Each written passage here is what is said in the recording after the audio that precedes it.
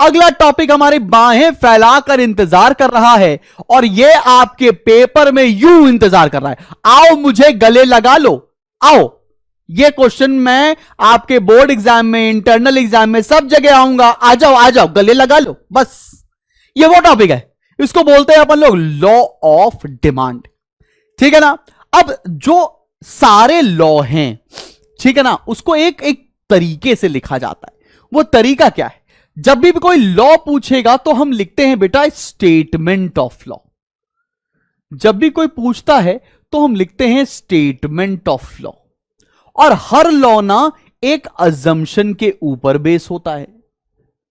तो अब बात समझना, मैंने सबसे पहले क्या लिखा? मैंने लिखा स्टेटमेंट ऑफ लॉ। मैंने बताया, अभी मैं बताया नहीं, मैं तुम्हें एक्सप्लेन नहीं किया, एक्सप्लेन कर दूंगा 2 मिनट में। चिंटू का ये टॉपिक है, ठीक है ना।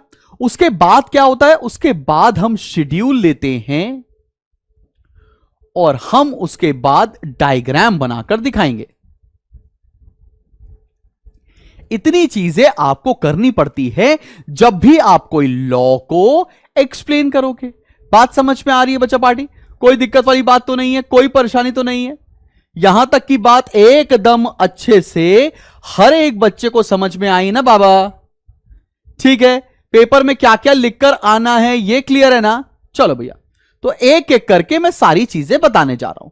तो अब देखते हैं लॉ ऑफ डिमांड क्या कहता है। लॉ ऑफ डिमांड का सिंपल सा एकदम चिंटू लॉजिक है। यह कहता है अगर सारे फैक्टर्स को कांस्टेंट कर दिया जाए, जितने डिटर्मिनेंट तुमने पढ़ा है सबको कांस्टेंट कर दिया जाए और सिर्फ प्राइस के बारे में बात की जाए, तो यह बोलता है जैसे ही प्राइस बढ़ेगा डिमांड कम हो जाएगी और जैसे ही प्राइस कम होगा डिमांड बढ़ जाएगी।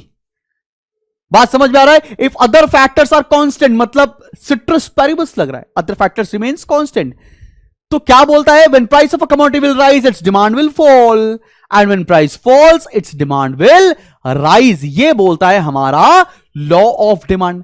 सर समझ तो आ गया, मगर बाबूजी बताइए लिख के कैसे आएंगे पेपर में? सबसे बड़ा दर्द दिलों के कम हो जाते, मैं और तुम हम हो जाते। मैंने कहा कोई बात नहीं, मैं लिख कर आऊंगा, मैम को खुश करके जाएंगे, कोई दिक्कत वाली बात नहीं है। आइए लिखते हैं, ठीक है ना? आओ लिखो। The law of demand states that the law of demand states that other things remaining same, मतलब बाकी सारी चीज को अगर हम सेम या कांस्टेंट मान लें, other things remaining same, same को लिख सकते हो कांस्टेंट, कांस्टेंट को लिख सकते हैं इक्वल, एक ही बात है।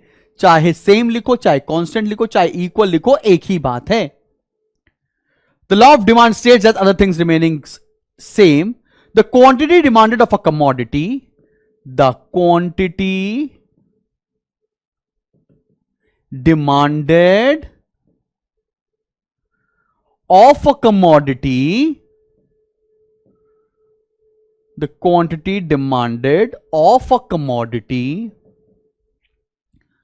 the quantity demanded of a commodity increases when its price falls and decreases when its price rises. क्या ये बात समझ में आ रही है? सब बच्चों को स्टेटमेंट ऑफ लॉ समझ में आ गया? आसान भाषा में यही लिखा है, लेकिन क्योंकि हम लोग आईएससी में पढ़ते हैं, हम हर एक चीज को मुश्किल करके दिखाएंगे मालिक। ठीक है, कीपिंग जोक्स असाइड, कहना क्या चाहते हैं? When price of a commodity will rise it's demand will fall and when price will fall it's demand will rise, keeping other factors constant. सारे फैक्टर्स को अगर कांस्टेंट मान लिया जाए तो क्या लिखा है? The law of demand states that other things remaining same, the quantity demanded of a commodity increases when it's price falls and decreases when it's price rises. Simple, एकदम इजी। चले भैया, अजम्पशन लिखने की बारी आ रही है। अब तुमको अजम्पशन याद नहीं करने, अजम्पशन मैं तुमको बता रहा हूं, बाकी सारे जितने भी फैक्टर्स हैं ना उनको कांस्टेंट बोल दो अजम्पशन में ही। बुद्धू बनाने के 575 तरीकों में से एक तरीका यह भी है बोर्ड को। हमारी काउंसिल को बुद्धि कैसे बनाएंगे? अगर पूछ लिया कभी लॉ ऑफ डिमांड के assumption बताओ, हमने कहा अच्छा ये बात है, लो भैया चारों के चारों पॉइंट या पांचों के पांचों पॉइंट, आओ जरा देखते हैं। आओ पहला पॉइंट, तुमको मजा आ जाएगा। There should be no change in income of consumer. There should be no change in income of the consumer. अगला पॉइंट क्या तुम लोग गेस कर सकते हो? अगला पॉइंट प्लीज गेस कर दो प्लीज, बहुत मुश्किल है, मुझे मजा नहीं आ रहा है, बताओ। मैं लिख के दिखाता हूं। There should be no change in taste and preference. मजा आया, मजा आया, मजा आया। सारे डिटर्मिनेंट में नो चेंज लिख दो, बस खत्म बेटे खत्म, यही तो असम्पशन है, ठीक है ना भाई?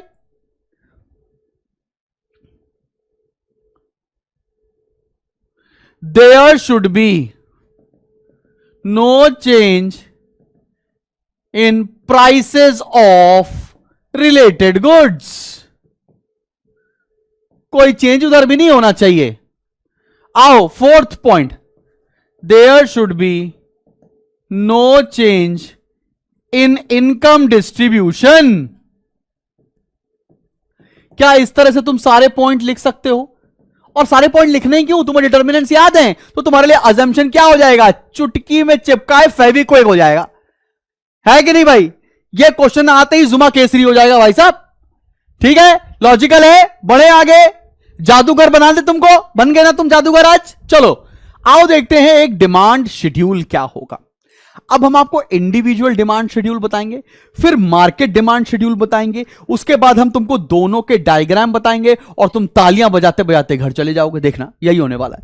इंडिविजुअल डिमांड शेड्यूल बताएंगे, उसके बाद इंडिविजुअल और मार्केट डिमांड कर्व भी बताने जा रहे हैं, ठीक है? आओ, इंडिविजुअल डिमांड शेड्यूल मतलब एक बंदे का डिमांड शेड्यूल। ये प्राइस है, यहां पर क्वांटिटी डिमांड ऑफ ए ले लिया, मान लो मैंने, ये प्राइस है, मैंने क्वांटिटी डिमांडेड ऑफ ए ले लिया, ठीक है ना? प्राइस था 100, डिमांड थी 500, प्राइस हो गया 50, डिमांड हो गई 1000। बोलो मजा आ गया?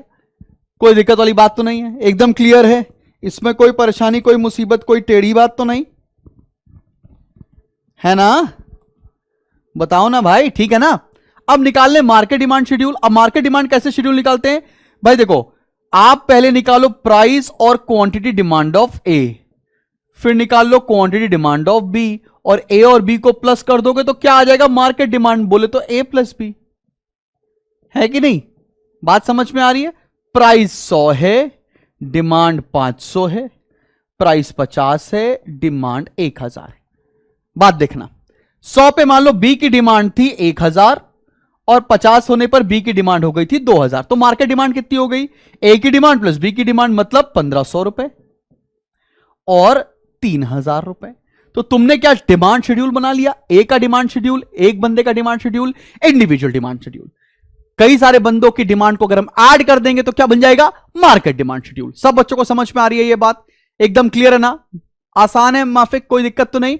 अब इसका डिमांड कर्व कैसे बनाएंगे? आओ जरा देखो, बना रहे भैया इंडिविजुअल डिमांड कर्व। आओ, X axis origin, Y axis, यहां पर है प्राइस, यहां है क्वांटिटी डिमांडेड ऑफ ए, ठीक है ना? शेड्यूल हम लोगों ने पीछे लिया ही हुआ है, 100 है और प्राइस 50 है। जब प्राइस पहले 50, ये रहा 100, डिमांड थी 500 और डिमांड हो गई 1000, है ना? देखो यही ना, डिमांड 500, डिमांड 1000। अब 100 प्राइस पर डिमांड कितनी है? 500। 100 प्राइस पर डिमांड कितनी है? 500। पहला पॉइंट ये हो गया। 50 पॉइंट पर डिमांड कितनी है? 50 प्राइस पर 1000। तो ये डिमांड कर्व कैसा बन रहा है?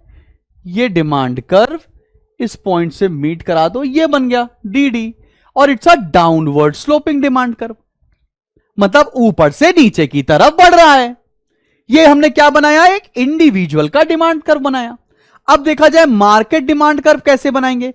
मार्केट डिमांड कर्व में तुमको ए का डिमांड कर्व बनाना पड़ेगा, बी का बनाना पड़ेगा, फिर दोनों को मर्ज करके मार्केट का डिमांड कर्व बनाना पड़ेगा। हमने कहा कोई टेंशन वाली बात ही नहीं है, हम इधर बना देते हैं ए का डिमांड, ठीक है ना? यहां ले लेते हैं प्राइस, यहां क्वांटिटी डिमांड ऑफ ए, इसके बाजू में बना देते हैं quantity demanded of B, X origin Y axis, ये है प्राइस, यहां हो जाएगा क्वांटिटी डिमांडेड ऑफ बी, और इसके बाजू में बना देंगे market demand, X origin Y, यहां पर प्राइस, यहां पर क्वांटिटी डिमांडेड किसका, ए प्लस बी, मतलब ये हो गया मार्केट डिमांड। चले बनाए, आसान आसान सी बात है। प्राइस कितना है, 50 है, फिर 100 है, 50 है, फिर 100 है, 50 है, 50 और 100 है। डिमांड कितनी थी, ए की डिमांड अभी हम लोगों ने निकाली ना, ए की डिमांड कितनी थी, 500 एंड 1000, तो ये थी 500 और 1000, तो भैया 100 पर कितनी थी, 500, 50 पर कितना था, 1000, दोनों पॉइंट को जोड़ दिया, दोनों पॉइंट को अगर हम जोड़ दें तो हमारी डिमांड कर्व बन गई। डिमांड कर्व किसका है, ये ए का डिमांड कर्व है। सिमिलरली बी का डिमांड कर्व बनाते हैं। बी में कितनी डिमांड थी, 1000 और 2000, 1000 और 2000, 1000 और 2000, 50 100 पर कितनी थी, 1000 और 50 पर कितनी हुई, 2000। ये डिमांड कर्व बना दिया हम लोगों ने। ये डिमांड कर्व किसका है, बी का डिमांड कर्व। अब मार्केट डिमांड कर्व बना दें। मार्केट डिमांड कर्व कितना था, 1500 और 3000, ये है 1500 और ये है 3000। 100 पर कितना था बाबू, 1500, 50 पे कितना था, 3000, ये हमने प्लॉट कर दिया।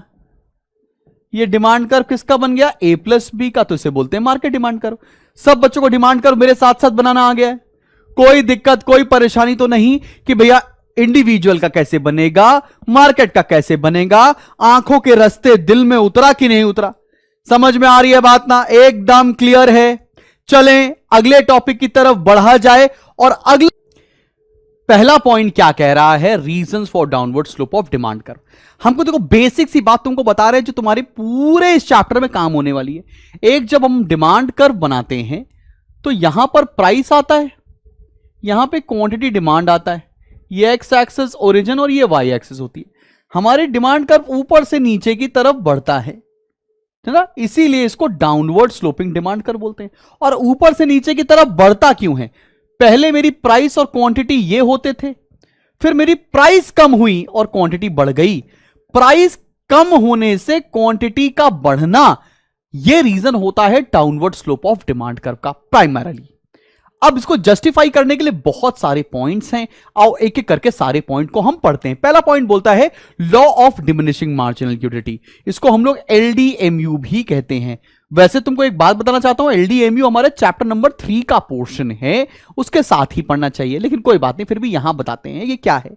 ये बोलता है कि जैसे जैसे लोग यूनिट्स ऑफ कमोडिटी कंज्यूम करते जाते हैं, उनको जो यूटिलिटी मतलब जो सैटिस्फैक्शन होता है with every additional unit tends to decline, वो धीरे धीरे कम होने लगता है। तो एक कंज्यूमर को इक्विलिब्रियम कहां मिलता है, जब marginal utility is equals to price हो जाता है। जब एमयू और प्राइस बराबर हो जाएगा वहां पर एक कंज्यूमर को सेटिस्फैक्शन मिलता है। अब कंज्यूमर ज्यादा तभी खरीदेगा जब उसके प्राइस फॉल होते जाएंगे, बिकॉज देखो भाई अगर दो चीज होती है, एक तो सेटिस्फैक्शन होता है, ग्रीड होता है। मैं बोल रहा हूं कि मैं सेटिस्फाई हो चुका हूं, मैं अगली यूनिट तभी खरीदूंगा जब बहुत सस्ती मिलेगी, वरना मैं नहीं खरीदूंगा बिकॉज मेरा पेट भरा हुआ है, मैं सेटिस्फाइड हूं। तो इसमें पेपर में क्या लिख कर आना है, हालांकि ये पूरा टॉपिक अभी अगले चैप्टर में बहुत डिटेल में पढ़ाने वाला हूं, लेकिन यहां उतना डिटेल में नहीं पढ़ाना है, क्योंकि ये बस तुमको क्या लिखना है पेपर में, आओ जरा देख लेते हैं। चले भैया देखें, देखो कंज्यूमर वुड परचेज, लिख लो मेरे साथ साथ, बहुत सारे बच्चों को तकलीफ होती है कि लिखना क्या है। Consumer would purchase, consumer would purchase a larger quantity of commodity, a larger quantity of a commodity, a larger quantity of a commodity when its price falls, when its price falls. When its price falls. Because marginal utility, MU मतलब marginal utility, because marginal utility from additional unit falls. From additional utility falls. क्योंकि marginal utility fall होती जाली जाती है with every successive units, इसीलिए consumer तभी bye करेगा जब उसका प्राइस बहुत कम होगा. क्लियर है कि नहीं क्लियर? बात समझ में आ रही? अब इनकम इफेक्ट क्या होता है? इनकम इफेक्ट को पढ़ने के लिए तुमको एक बात पता होनी चाहिए. इनकम इफेक्ट को हम पढ़ने के लिए हमें कॉन्सेप्ट ऑफ रियल इनकम पता होना चाहिए. ये रियल इनकम क्या होती है, आओ जरा देखते हैं. ये रियल इनकम, ये रियल जूस वाली इनकम नहीं बाबू, ये रियल इनकम क्या होती है, आओ जरा देखा जाए. मैंने बोला मेरे पास पैसा है 100 रुपए, मेरी इनकम है 100 रुपए. ठीक है बच्चा पार्टी. अब एप्पल मार्केट में आता है 100 रुपीज केजी. 1 केजी एप्पल आता है 100 रुपए का. तो मैं गिवन सेट ऑफ इनकम में कितने एप्पल खरीद पाऊंगा? मैं 1 केजी ही खरीद पाऊंगा, बिकॉज मेरे पास 100 रुपए है. अब मान लेते हैं एप्पल का प्राइस क्या हो गया? एप्पल का प्राइस हो गया 50 रुपीज पर केजी. अब मेरी डिमांड 1 केजी से बढ़कर 2 केजी हो जाएगी, क्योंकि मेरी रियल इनकम बढ़ गई है, मतलब मेरी परचेजिंग पावर बढ़ गई है. तो इनकम इफेक्ट का इंपैक्ट हमको रियल इनकम के हिसाब से देखना पड़ता है. मेरी जेन्युइनली देखो, मेरी इनकम तो नहीं बढ़ा, लेकिन मेरा रियल इनकम बढ़ गया, मतलब मेरी परचेजिंग पावर बढ़ गई.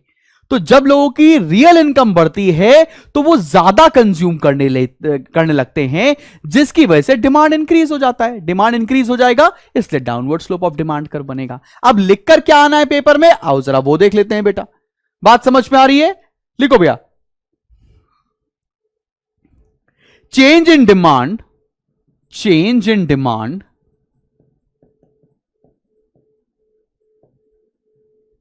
on account of change in real income, on account of change in real income resulting from change in its price, resulting from change in its price, resulting from change in its price of a commodity, इस चीज को बोलते हैं हम लोग income effect. और income effect से downward sloping demand curve क्यों हो रहा है तुम्हें समझ में आ गया? बिकॉज हमारी रियल इनकम बढ़ेगी, रियल इनकम बढ़ेगी तो हम डिमांड ज्यादा करेंगे तो डाउनवर्ड हो जाएगा हमारा डिमांड कर्व. ठीक है ना बाबू? चले बड़े अगले टॉपिक पर आ जाएं. अगला टॉपिक है हमारा सब्स्टिट्यूशन इफेक्ट. सब्स्टिट्यूशन इफेक्ट का मतलब समझो. सब्स्टिट्यूशन मतलब सब्स्टिट्यूट गुड्स वाला इफेक्ट. सब्स्टिट्यूट गुड्स वाला मतलब क्या है? अगर मैं कोलगेट कंज्यूम करता हूं और पेप्सोडेंट के प्राइसेस बढ़ने लगे तो कोलगेट की डिमांड बढ़ने लगेगी. इससे कोलगेट की डिमांड क्या हो जाएगी? Downward sloping demand curve. If price of substitute goods will rise, then demand for particular commodity will increase and it will show a downward slope of demand curve. बात समझ में आ रही है? समझ में आ रहा है ना सब्स्टिट्यूशन इफेक्ट कैसे लगता है और कैसे downward sloping of demand curve हो रहा है? तो सब्स्टिट्यूशन इफेक्ट होता क्या है, पेपर में लिखकर क्या आना है, आओ जरा लिख लेते हैं भाई. चलो भैया. Effect that change in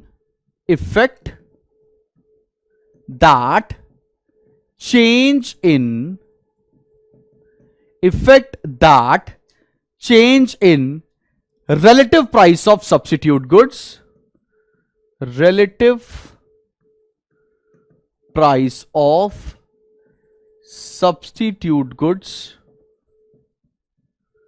in relative price of substitute goods has on quantity demand, has on quantity demand. Effect that change in relative price of substitute goods has on quantity demand. Example के तौर पे अगर मैं लिख दूं, price of Pepsodent rises then demand for Colgate increases, and because of this demand जब बढ़ेगी तो वो downward slope of demand curve होगी। बात समझ में आ रहा है? Increase in number of consumers, इसका मतलब क्या हुआ? मान लेते हैं पहले एक कमोडिटी, मान लेते हैं ग्रेप्स। पहले ग्रेप्स आते थे 100 रुपए केजी या 1000 रुपए केजी, महंगे ग्रेप्स है, ठीक है ना। एलिजाबेथ खाती थी वो वाला ग्रेप है, ये ग्रेप है। और ग्रेप जूस तो बहुत महंगा मिलता है, सारे लोगों को पता होगा भाई। ग्रेप्स है, 1000 रुपए किलो आता था साहिब। तो कौन खाता था? सिर्फ रिच लोग खाते थे, अमीर केवल खा रहा था। अब ग्रेप्स का रेट हो गया है मान लो 1000 केजी से 100 रुपए केजी। तो अब क्या होगा? बहुत सारे नए कंज्यूमर्स आ जाएंगे जो ग्रेप्स का कंजम्पशन करने लग जाएंगे। एकदम से number of consumers will rise. पहले जो गरीब थे, जो इतने अमीर नहीं थे, जो 1000 रुपए केजी अफोर्ड कर सके, वो नहीं खा रहे थे। अब प्राइस सस्ता हो गया, 100 रुपए केजी हो गया, तब number of consumer will rise. बात समझ में आ रही है सभी लोगों को?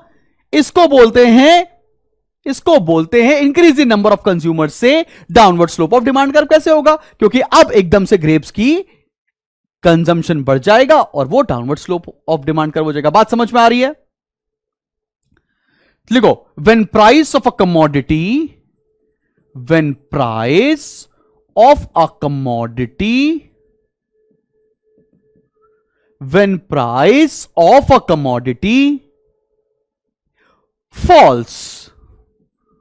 falls, many new consumers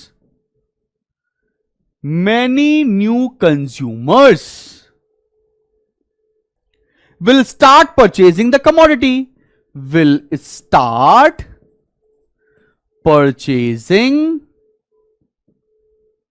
the commodity,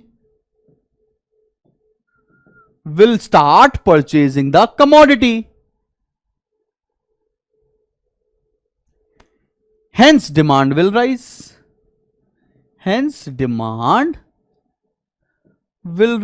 और डिमांड जब बढ़ेगा तो downward slope of demand curve हो जाएगा। बात समझ में आ रही है सभी लोगों को? Increase in number of consumers कैसे इंपैक्ट करता है downward slope of demand curve, एकदम क्लियर है? ये क्वेश्चन बहुत इंपॉर्टेंट है। Reasons for downward slope of demand curve बहुत इंपॉर्टेंट है बेटा, पेपर में हद से ज्यादा पूछा जाता है, ठीक है।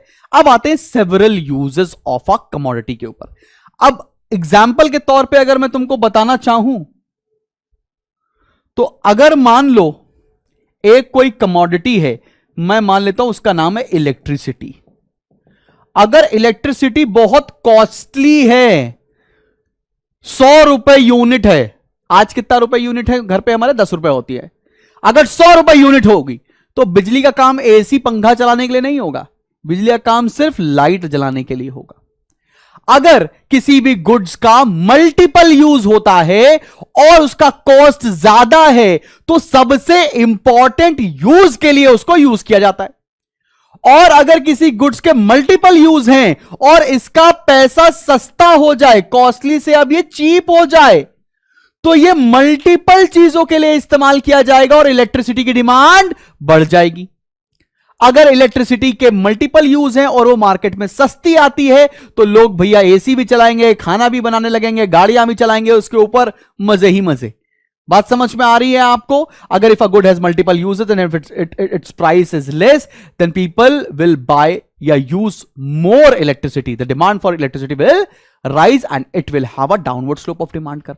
बात समझ में आ रही है? अब लिखकर क्या आना है, आओ जरा लिखते हैं भैया। लिखो भैया, आओ लिखकर आते हैं। when the price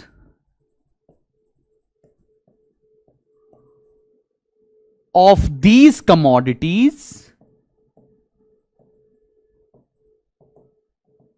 which have multiple uses